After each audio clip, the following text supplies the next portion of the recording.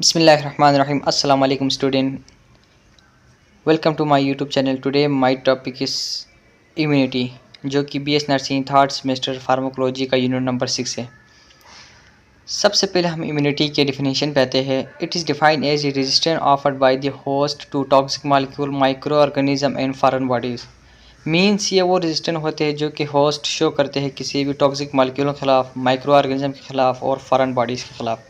Toxic molecule chemical भी होते हैं, फिजिकल भी होते हैं, मुख्तलिफ गैसेस भी होते हैं। माइक्रो ऑर्गेनिज़म्स में शामिल है बैक्टीरिया, वायरस और फॉरेन बॉडीज़ एंटीजन्स वगैरह शामिल है जो कि हमारे जिस्म में डिजीज़ काज करते हैं। तो उसके ख़िलाफ़ जो रेजिस्टेंस शो करते हैं बॉडी का इम्यून सिस्टम, उस प्रोसेस को इम्यूनिटी कहते हैं।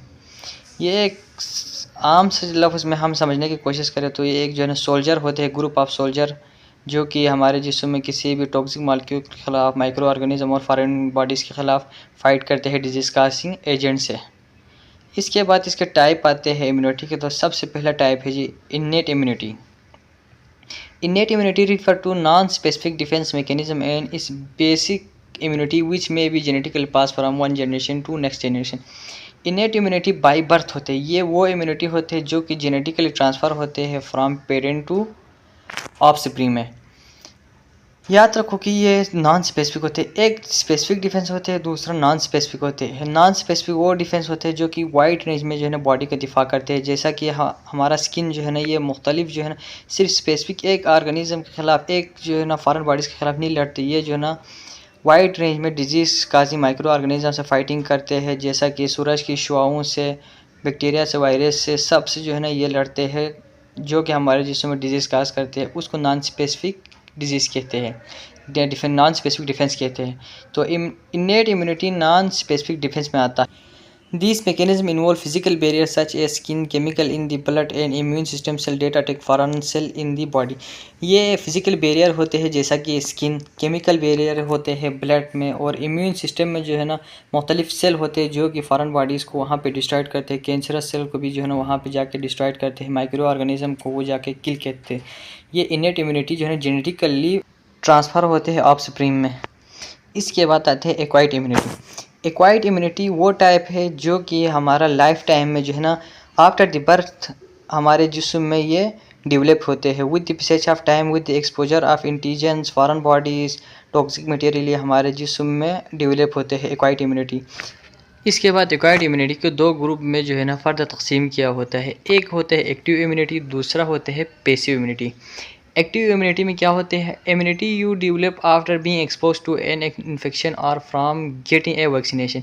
यानी कि एक्टिव इम्यूनिटी वो होते हैं जो कि जो है ना इन्फेक्शन के साथ हमारा इंटरेक्शन होने के बाद, एक्सपोज होने के बाद जो है ना ये इम्यूनिटी हमारे जिस्म में एक्टिव होते हैं। या याद रखो कि जो वैक्सीनेशन के ज़रिए से हम जो इम्यूनिटी हमारे जिस्म में पैदा करते हैं, एडॉप्ट होते हैं, उसको क्या कहते हैं? एक्टिव इम्यूनिटी कहते हैं।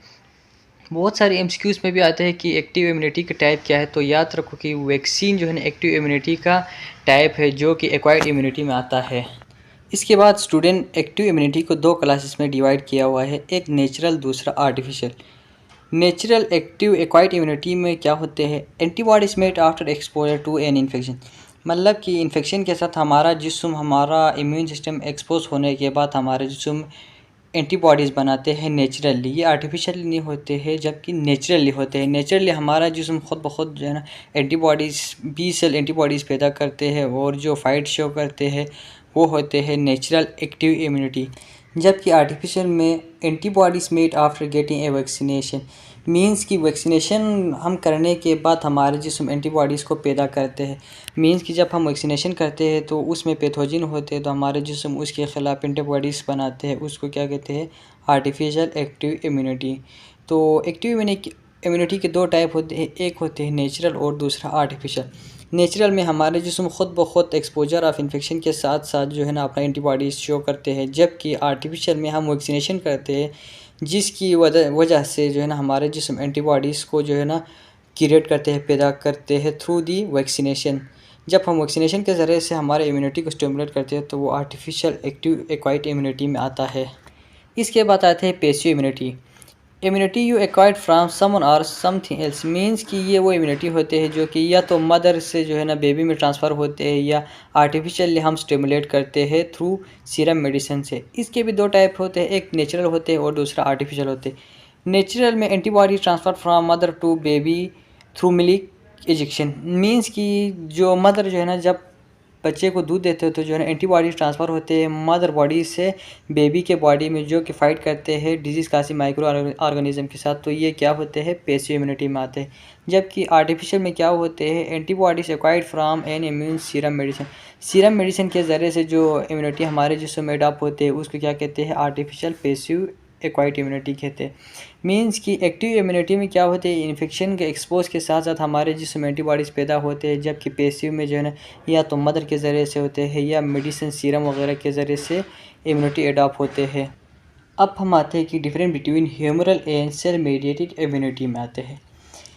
मीन्स कि ह्यूमरल इम्यूनिटी और सेल मेडिएटेड इम्यूनिटी में क्या फ़र्क है। सबसे पहला जो मेन सेल इन्वॉल्व होते हैं दोनों में, ह्यूमरल में होते हैं बी लिम्फोसाइट होते हैं जबकि सेल मेडिएटेड में टी लिम्फोसाइट होते हैं।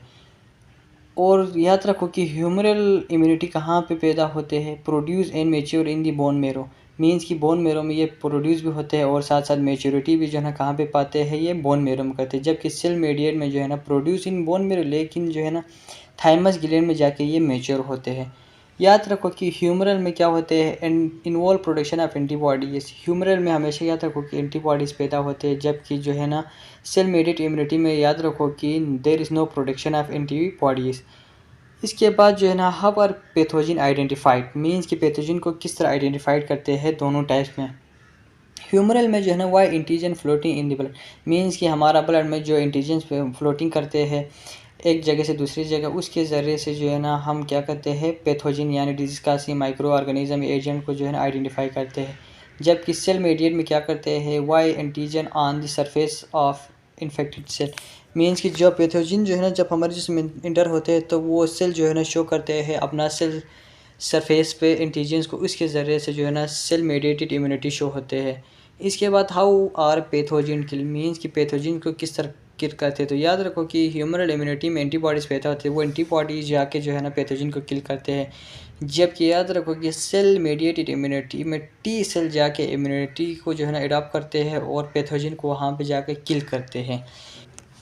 इसके बाद how do cell divide once they are stimulated means कि जब एक दफ़ा सेल स्टिमुलेट होते हैं तो वो फर्दर किस तरह डिवाइड होते हैं। तो ह्यूमरल में जो है ना सेल या तो दो सेल में कन्वर्ट होते हैं या वो प्लाज्मा सेल में कन्वर्ट होते हैं या मेमोरी सेल में कन्वर्ट होते हैं। जबकि सेल मेडिएटेड इम्यूनिटी में सेल जाके different type of specialist T cell में कन्वर्ट होते हैं जो कि अपना जो है ना स्पेशल रोल परफॉर्म करते हैं। हर सेल जो है ना मुख्तलिफ अपना जो है ना स्पेसिफिक फंक्शन रोल अदा करते हैं सेल मेडिएटेड इम्यूनिटी में। याद रखो कि ह्यूमरल इम्यूनिटी में लिम्फोसाइट जो है ना बी होते हैं जबकि सेल मेडिएट में टी होते हैं और बी में एंटीबॉडीज़ पैदा होते हैं और सेल मेडिएटेड में जो है ना नो एंटीबॉडीज़ प्रोडक्शन होते हैं। इसके बाद हम आते हैं जी हाइपर सेंसिटिविटी के दो टाइप के बारे में। एक होते हैं इमीडिएट हाइपर सेंसिटिविटी जबकि दूसरा होते हैं डिलेड हाइपर सेंसिटिविटी। याद रखो कि इमीडिएट का लफ्ज़ से ही आपको जो है ना वाज़िह हो रहा है कि it appear and disappear rapidly. ये जल्दी जल्दी अपीयर भी होते हैं और साथ साथ जो है ना डिसअपीयर भी होते हैं। इसके बरक्स डिलेड हाइपर सेंसिटिविटी जो है ना ये अपीयर भी स्लो होते हैं और साथ साथ डिसअपीयर होने में भी टाइम लेते हैं।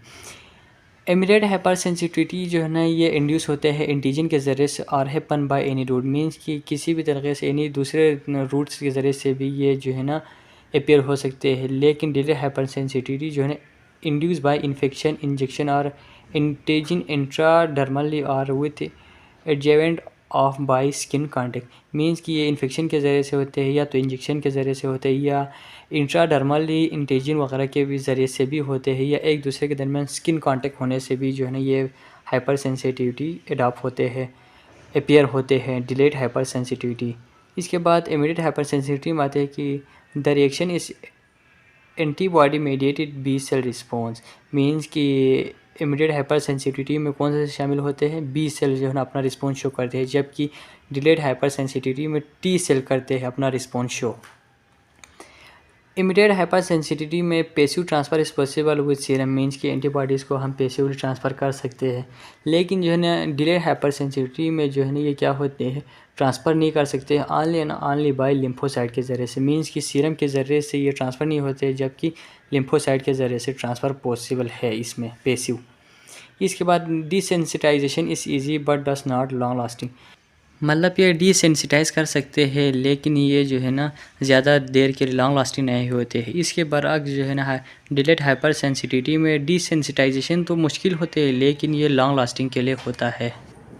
इसके बाद हम आते हैं कंपोनेंट ऑफ इम्यून सिस्टम में। कंपोनेंट ऑफ इम्यून सिस्टम में सबसे पहले आते हैं जी वाइट ब्लड सेल, जिसको हम ल्यूकोसाइट भी कहते हैं। ये शामिल होते हैं इसमें न्यूट्रोफिल्स, लिम्फोसाइट, मोनोसाइट और मैक्रोफेज वगैरह इसमें शामिल होते हैं। इसके बाद नंबर 2 पे आते हैं लिम्फाइट ऑर्गन, जिसमें शामिल होते हैं spleen, lymph node, tonsil, adenoid and lymphoid tissue in the small intestine, means कि इसमें spleen, lymph node, tonsil, adenoid और जो है ना लिम्फाइट टिश्यू होते हैं जो कि हमारे जो है ना स्मॉल इंटेस्टाइन में मौजूद होते हैं। थर्ड पे आते हैं जी lymphatic vessel, means a network of vessel that transport lymph a fluid containing white blood cell throughout the body. ये जो है ना इंटरस्टिशियल फ्लूइड होते हैं लिम्स जो कंटेन होते हैं वाइट ब्लड सेल जो सर्कुलेट करते हैं through out the bodies by the means of lymphatic whistle. चौथा नंबर पे हमारे पास आते हैं जी थाइमस। ये एक ग्लैंड होते हैं जो कि क्या करते हैं produce an mature immune cell called T lymphocyte. Thymus gland में क्या होते हैं टी लिम्फोसाइट प्रोड्यूस होते हैं और उसका मैच्योरेशन भी जो है ना थाइमस ग्लैंड में ही होते हैं। इसके बाद 5वां नंबर पे है जी bone marrow, spongy tissue inside the bone where immune cell including white blood cell and platelets are produce, means कि ये स्पोनी टिश्यू होते हैं बोन्स में जो कि क्या प्रोड्यूस करते हैं वाइट ब्लड सेल और साथ साथ प्लेटलेट्स को भी ये प्रोड्यूस करते हैं। 6ठे नंबर पे आते हैं हमारे पास एंटीबॉडीज़, जिसको हम इम्यूनोग्लोबिन्स भी कहते हैं। ये क्या करते हैं प्रोड्यूस बाय बी लिम्फोसाइट इसको प्रोड्यूस करते हैं और ये क्या करते हैं recognize and bind to specific pathogen, means कि जो एंटीजन फॉरेन बॉडीज़ होते हैं उसके साथ बाइंड करते हैं और इसको जो है ना रिकॉग्निशन में भी हेल्प करते हैं एंटीबॉडीज़ हमारे इम्यून सिस्टम में। इसके बाद 7वां नंबर पे होते हैं जी complement system, a group of protein that work together to help eliminate pathogen from the bodies. ये ग्रुप ऑफ प्रोटीन होते हैं जो कि जो है ना पैथोजन को हमारे जिस्म से बाहर निकालने में जो है ना हमारा इम्यून सिस्टम को स्टिमुलेट करते हैं। थैंक यू स्टूडेंट्स, चैनल को सब्सक्राइब करें और वीडियो को ज़्यादा से ज़्यादा शेयर करें ताकि दूसरों की भलाई हो सके।